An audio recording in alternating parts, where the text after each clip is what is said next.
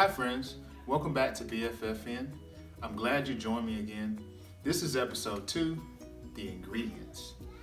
Now, it sounds real simple, but we want to focus in on the ingredients that's in the foods that we're eating. If we're going to eat real foods, we got to know what's in our ingredient list.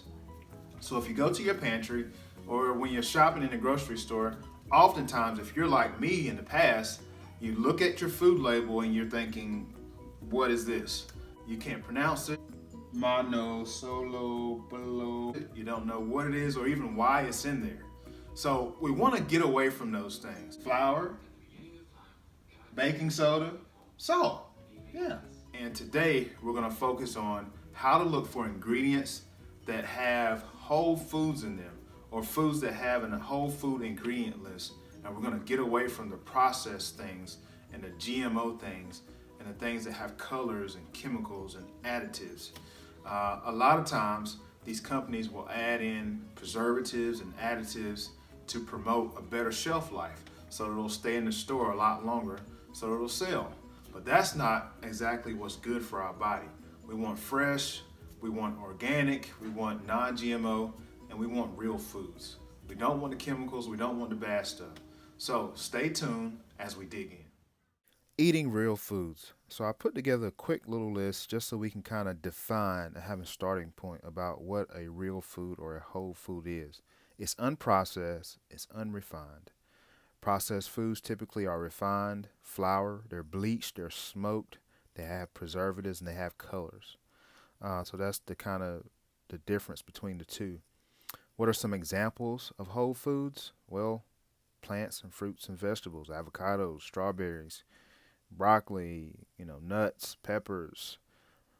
Some examples of processed foods we all know too well: candy, white rice, white flour, white bread, donuts, and French fries. So all examples of processed foods. I wanted to be a little bit more specific and kind of give you a hands-on example. So what I did was I chose two types of cereal, and as a general rule, cereal are highly processed. They usually don't have whole foods in them or whole food ingredients, and they're usually really high in sugar. So if you're starting an eating plan or a diet plan, you won't want to add in a lot of these, but there are some good options out there, and we'll discuss one of those options in this segment. So we have Apple Jacks and Engine 2 Plant Strong Rips Big Bowl of a whole grain or whole food cereal. Let's dig in with Apple Jacks. Okay, so taking a look at our ingredient list, I'm just going to pick out one or two things to focus on that I think are very important that most people don't know about, don't realize what it is and what they're eating. Let's go down to cottonseed oil, which is hydrogenated. It says hydrogenated coconut, soybean, or cottonseed oil, and there's also yellow 6 in this cereal. Well, what is cottonseed oil? Cottonseed oil is basically a highly refined vegetable oil or a highly processed oil. And we know that we want our oils to be unrefined. We want oils that have good fats in them, like omega 3s. And cottonseed oil is high in omega 6s. We don't want that. That's not good fats, not good for our body. Olive oil, avocado oil, high in omega 3s. Those are the ones that we want. Cottonseed oil is also high in pesticides because when they spray the cotton and they spray the crops and they spray these pesticides, cotton is one of the highest sprayed crops that there is.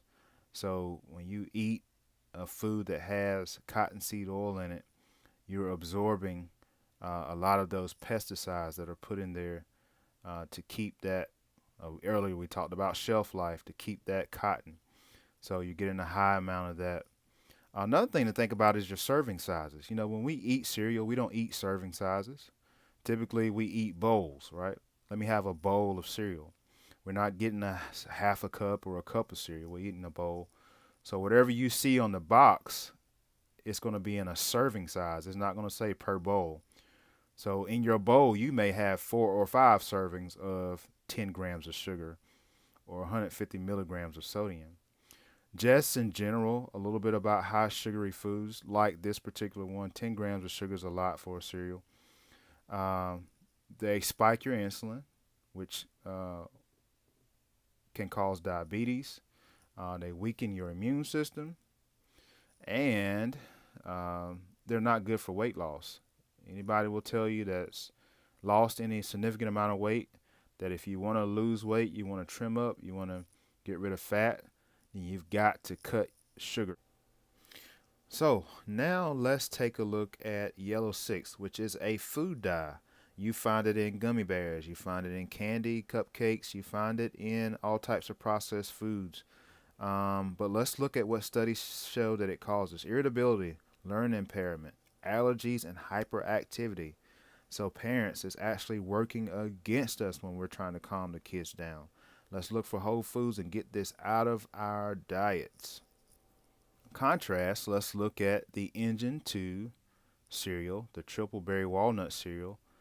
This is one of the ones that I eat. It's a whole food cereal, a real food type cereal because of the ingredients. When we look at the ingredient list, we see things like whole rolled oats, whole wheat flakes, little salt, little barley, shredded wheat, organic sprouted whole wheat, organic barley malt. We'll see organic sprouted lentils in there. So we see a bunch of real whole foods. When we look at the serving list, we see, oh wow, high potassium. We see very low sugar, only 1 gram of sugar. Very low sodium, right?